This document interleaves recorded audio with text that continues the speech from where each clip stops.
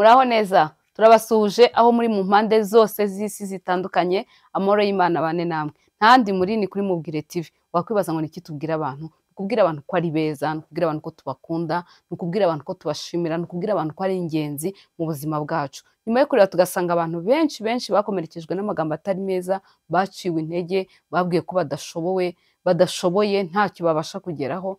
Mbese bari mu buzima bw'ubwigunge bitewe n'iki n'amagambo mabi bababwiye. Twaravuze rero reka tuze tubwire abantu ko tubakunda, tubwire abantu ko tubashimira, twongere tubwire abantu ko ari ab'umumaro. Abantu ni ingenzi, abantu ni amaboko meza ashobora kudufata akatugeza kure. Abantu ni umuyoboro mwiza w'Imana, Imana ishobora kunyuzamo ikakugeza aho udatekereza. Rero mureke abantu tubereke urukundo, tubabwire ibyiza, aho babwiwe ko badashoboye, aho babwiwe ko nta cyabavamo, tubereke ko bavamo ndetse ko bagera kure. Nibyo rero twe tubwira abandi, nibyo dukora. Uraduhamagara, uratwandikira, ukatubwira ngo ndashaka gutungura uyu muntu, ndashaka kumushimira, ndashaka kubwira uyu muntu ko ari ingenzi, ndashaka kubwira uyu mubyeyi wanjye ko kwigomwa kandera kankuza ari ibintu bidasanzwe, kuko si ababyeyi bose bahagarara muri izo nshingano. Ntuzajya utekereza neza umunsi ku munsi, uzajya ubona hari umuntu ukwiye gushimira. Si ngombwa kuza kuri Mubwire TV.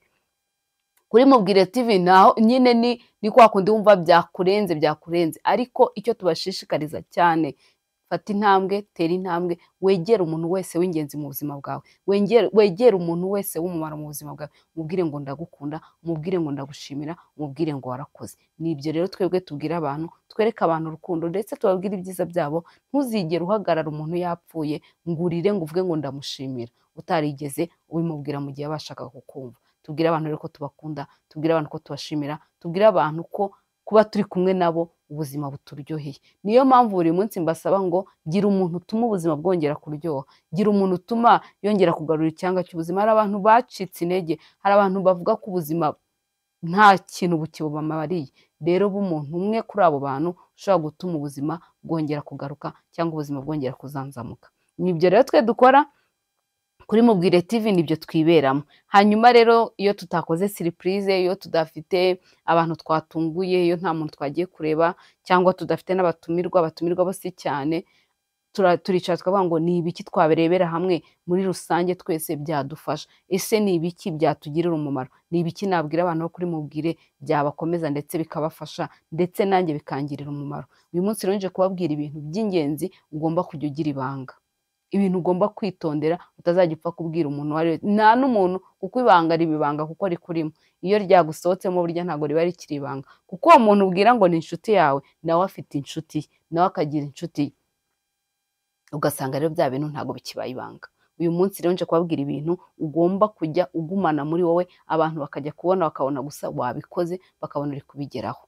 Mbere y'uko rero dukomeza, reka mbanze mbabwire ahantu mugomba gukura ibintu by'ubwenge, ahantu mugomba kugenda bakabafasha ndetse bakabitaho. Abantu mushaka kudodesha imyenda, mushaka kwambara neza, mpora mbibabwira ko nta wundi mutayeri w'umwizerwa wubahiriza igihe ubikora neza usibye Grace. Grace rero muhamagare kuri 0788 Grace akorera mu isoko rya Nyarugenge, aragufasha akudodere kandi imyenda yawe ayikugezeho ku gihe. Hanyuma bashaka kugura imyenda myiza ya caguwa, ni muri Chic, winjire ku muryango wa Access Bank kwa Nunu Sylvie.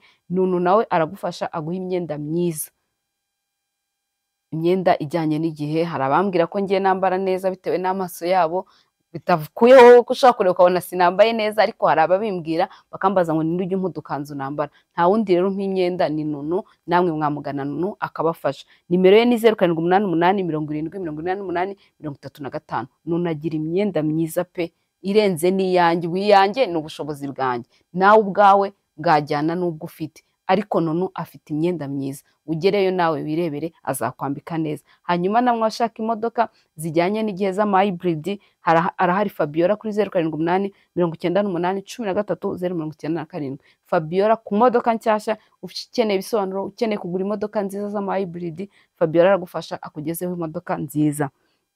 Hanyuma abashaka jardin, abashaka indabo, abashaka amavaze, abashaka ko mu rugo hasa neza, imiteguro, umuntu witwa Yvette nawe abakorera jaride, abaha amavaze meza, iwanyu hagasa neza, iwanyu hakaza akayaga. Kuri 0788561258. Uyu ni Yvette aragufasha aguhe indabo nziza ndetse n'amavaze. Hanyuma rero ntago ari ibyo gusa, abashaka kurya ibintu biri fresh, inyama nziza, inkoko nziza, ibintu bitashaje bitasaziye muri frigo, abantu bari burye bakagenda bakamara icyumweru batajya mu kazi bararwaye mu nda. Rero mbona nk'iyo mwavaga muri weekend mu kazi ukabona abantu baje ku kazi bameze nabi, bari kwiruka 100 metre, wabaza ati ni ibiki? Ati ni ibintu nahuye nabyo. Rero mwirinde ibyo bintu bizabagiraho ingaruka mbi, mwirinde kurya ibintu byashaje, mwegere Tente Sylvie abaha inyama nziza. Ndamutangira ubuhamya, ari gucururiza umanuke kuri muri muhanda wa Kicukiro ujya kwa Gitwaza, ugakata umuhanda ujya kwa Karirosi, aho hafi ukihagera hari busheri ruguru y'umuhanda, niho Sylvie Tente akorera. Nimero ni 0788 44 94 84. Bakora na delivery. Urababwira uti nkeneye inyama z'inka, ibi biro, izi nkoko, ibi nibi, bakabikuzanira neza bikagera iwawe bikimeze neza. Ni murye neza, mwambare neza, muse neza, muba ahantu heza, ubuzima busho kugenda neza. Hanyuma ikindi, mwumva amagambo meza, mwatura amagambo meza ku bantu, mwumve ahantu heza mwakura amagambo meza atari gusebanya, atari gutukana, atari guhangana, nta handi ni kuri Mubwire TV. Nawe nushaka ko ibikorwa byawe bigera kure, nushaka ko twamamariza, nushaka kudutuma, nawe tuzakwamamariza ibikorwa byawe bigere kure. Hanyuma rero nari ngiye kubabwira ibintu mugomba kwitondera, ibintu ugomba kugira ibanga, utazajya ubwira umuntu wari wese, kuko nababwiye ko ibanga ni iryo wifitemo muri wowe. Ikintu waganirije undi muntu ntabwo icyo gihe biba kiri ibanga.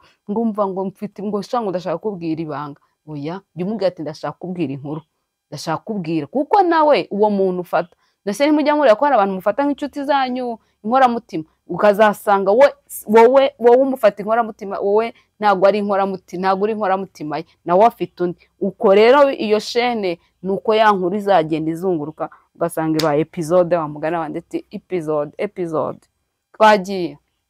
Icyambere ugomba kugira ibanga kikaguma muri wowe, umugambi wawe, icyo uteganya, icyo ufite muri wowe uteganya kugeraho, icyo uteganya gukora, nimba ari agashinga kawushaka gukora, nimba ikintu uteganya mu gihe utaragikora. Kuko ushaka kukibwira uwo muntu ari agashinga cyangwa aka business ugiye gushinga, mu gihe ugitegereje amafaranga cyangwa ugizanza ukiri gushidikanya aho ngaho, wabonye ahantu heza uri kumubwira ati aha hantu mpashyize ubwogo, mpakubise saro, sha byagenda. Kandi uwo muntu uri kubwira ngo ni inshuti, ejo mu gitondo ukazasanga ya saro irahari yanditseho ati wenda chez Sylvie, akabakuriye gapapu. Bivuze iki rero? Gumana intekerezo zawe, ntakagira umuntu ubwira ikintu cyose uteganya gukora, ahubwo ajya abona wagize gute, wakigezeho. Kuko ibyo ngibyo bishobora kukubera imbogamizi, ndetse bakaguca intege, umuntu akavuga ngo ibi bintu ntabwo wabishobora, ibi bintu ntibizavamo. Ubuse nta bantu muzi bagiye bacibwa intege bavuga ati ibyo bintu ugiye gukora rwose ntabwo byakunda, nta hantu byakugeza. Kandi muri iki gihe bikaba ari byo bintu bigize gute, bibatunze cyangwa bibagejeje kure. Rero abantu bashaka kuguca intege, abantu bashaka kukubera inzitizi zo kutagera ku iterambere ryawe, bitewe n'iki? No kugusubiza inyuma. Rero ntukaganiriza abantu umugambi wawe. Icya kabiri utagomba kuganiriza abantu, ahantu intege nke zawe ziri. Ntukabwira abantu ahantu intege zawe ziri. Kubera iki? Bazabyifashisha mu gihe cyo kugusubiza inyuma, bazabyifashisha nk'inkota bazagutera, bazabyifashisha nk'amabuye bazajya bagutsindisha mu gihe ugeze ahantu. Kuko hari igihe ugera ahantu abantu bagashaka ikintu bagushaka bakakibura, barangiza bakajya bavuga ati ntabwo mwibuka se cyagiye byagenze gutya, cyagiye yigeze kugenda gutya, cyagiye byagenze gutya. Uzi ko uriya mugore yigeze kurwana n'umugabo we, kandi urugero ibyo bintu byabaye mu myaka yashize, mwariyunze, ubu murakundanye, mufatanye ukuboko, ariko ahantu ugeze bari muri ba bantu bagusubiza inyuma. Ugasanga rero za ntege nke zawe, hahandi wacitse intege, hahandi watsindiwe kubera ko wabibabwiye, nibyo bibaye iturufu ry'iki? Ryo kukunaniza. Ntukabwire abantu rero ahantu intege nke zawe ziri, ntukahabwire, kuko aho hantu niho bazagutegera, aho hantu niho bazahera bagusubiza inyuma, aho hantu niho bazagutsindishiriza, aho hantu niho hazatuma bagutsikamira, bakubuze kugira gute? Kwegera imbere. Icya gatatu, ntukababwire ikintu cyatumye utsindwa. Ikintu cyatumye utsindwa, tuvuge nk'urugero nk'abantu dusoma Bible cyangwa tujya twumva Bible, usanga wenda bavuga ngo Samusoni yagwishijwe wenda n'abagore na Delila. Ni nawe ni ikintu cyatumye agira gute? Cyatumye atsindwa. Nyine ni nka cya kindi cyagusubije se nk'inyuma. icyo kintu rero ntukakibwira abantu. Kubera iki? Bazajya bahora bakigutegesha. Nimba bazi ko wenda utsindwa kubera nimba uri umugabo, intege nke zawe ziri ku bagore. Iyo ubonye abagore utsindwa ugasubira inyuma, nibo bantu bazagutega, nibo bantu bazagira ikiraro kizajya kikudindiza, nibo bantu bazaba abantu bo kugusubiza inyuma. Ntukabwire rero abantu ikintu kigutera gutsindwa, kubera ko nyine biri no mu bintu bahora bazana nabyo basubiza inyuma ahahise hawe, babizana babigukangisha, buriya tuzanye ibi n'ibi, tuzanye ariya mafoto ye, tuzanye ariya mateka ye, yabura ahantu arigitira. Ntukagere rero ubwira abantu ngo unezerwe, ngo wizere abantu, ngo ubimariremo, ngo nurangiza ubabwire ikintu cyawe nyuma cyagutsindishije, kubera yuko kizaba iturufu cyangwa kizaba ikiraro gituma usubira inyuma. Ikindi, ntukabwire abantu intego yawe y'ubuzima ikomeye.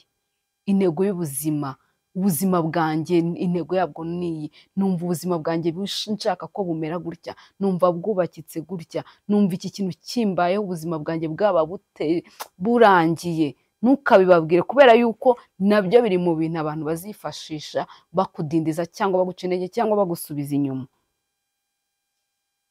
Kora ibyiza, komeza utere imbere, komeza ukora ibintu bituma ugera imbere, bigeza ku ntego yawe, bo bajye babona intego wayigezeho, babona ibintu byaciyemo, batazi ngo ibi bintu se byagenze gute, batazi se ngo ibintu byakozwe gute, batazi ngo ibi bintu byaturutse hehe.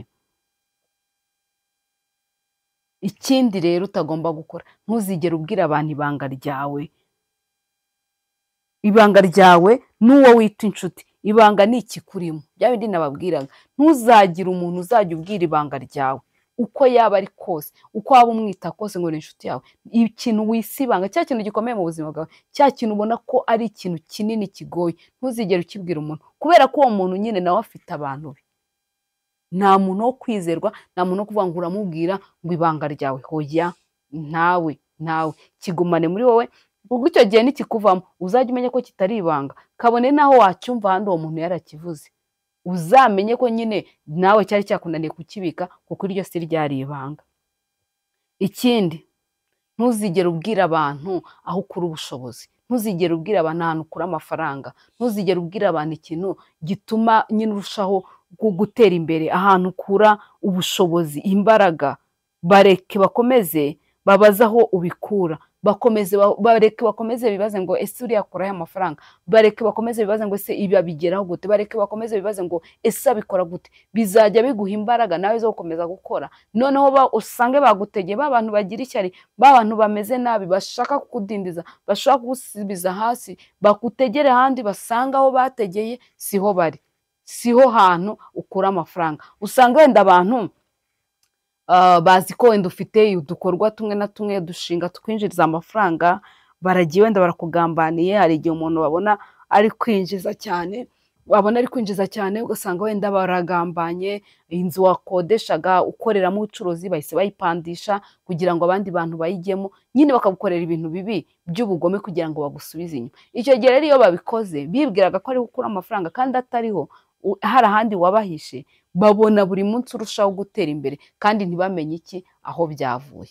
Rero ibi bintu mbabwiye mujye mubigira ibanga, ujye ubaho nkawe, ukora ibintu byawe, abantu barusheho kubona buri munsi uratera imbere, ibintu biragenda neza, ibintu birarushaho kumera neza. Bibaze ngo se uyu nguyu abikora gute, ese uyu nguyu bigenda gute, ese uyu nguyu abikora gute. Nta kindi kigufasha, ahubwo hamwe n'Imana, usaba Imana ubwenge, Imana igufasha, Imana ikuyobora, urushaho kugenda neza. Kuko abantu twabaye babi, abantu ni abanyeshyari, abantu ni abagome, abantu ntago bifuza ko umuntu yatera imbere. Ndakurahiye, abantu baba bashaka ko buri munsi uhora inyuma. Narabwiye ngo abantu banezezwa nuko abantu bahora bateza ibiganza, kandi ibyo biganza uteze nta n'ikintu babishyiramo, ahubwo gusa kumva arishimye ko nyine kumva ko ari we muntu nyine abantu birukiye. Kandi se nubwo ari kunezezwa nuko bamwirukiye arabakira, bamwirukiye ahaza bezuwe zabo zose, nta n'uwazihaza, nta n'uwazishobora. Niyo mpamvu rero kora ibintu byawe neza, ujye ubana n'Imana, wisengere. Nimba ufite n'inshuti, sinzi kubujije, sinanakubwiye ngo mwiganire, ariko baganirize. Ariko bya bindi wita utibanga udashaka ko bijya hanze, bigumane, bizagufasha, ndetse bizagufasha ko ubuzima burushaho kugenda neza, ndetse bizagufasha gutera imbere. Murakoze rero, ndabashimira.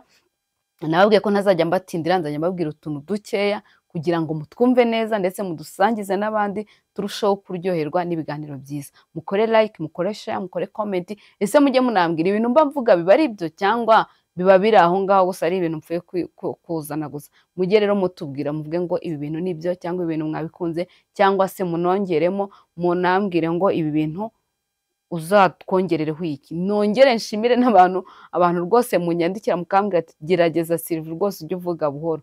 Ni ukuri ndagerageza ariko n'ababeshyi njye ni kuri Anesi nzi kuvuga buhoro, ariko hamwe namwe kuko ngomba kugerageza, ngomba kubikora neza kandi kugira ngo abantu banjye, abantu tubana kuri mubwire murusheho kwishima. Nimuzajya mubona rero byananiye, mubona natesutse, ni ukuri mujye mumbara mwihangane, mwongere wa mugani mubinyibutsa, ariko namwe ntimugacike intege ngo muvuge ngo mwandakariye ngo mwanyanze kubera ko ndi kuvuga cyane.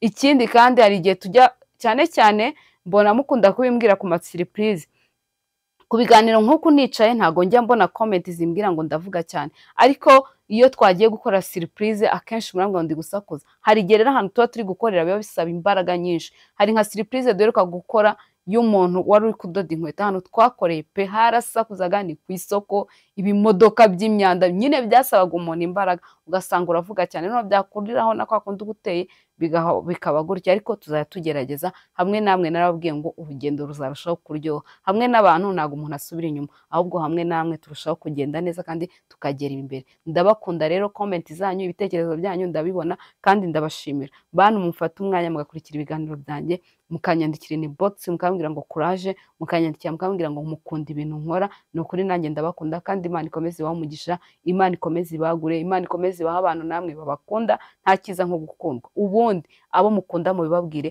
mubereke urukundo, mubereke ibyiza, mubashimire, mubwire abantu ko ari ab'ingenzi mu buzima bwabo, bizarushaho kugenda neza. Ngaho rero mumere neza, mwirirwe neza, murare neza, amahoro y'Imana mbese imigisha yose Kristo atanga ibabeho. Ndabakunda.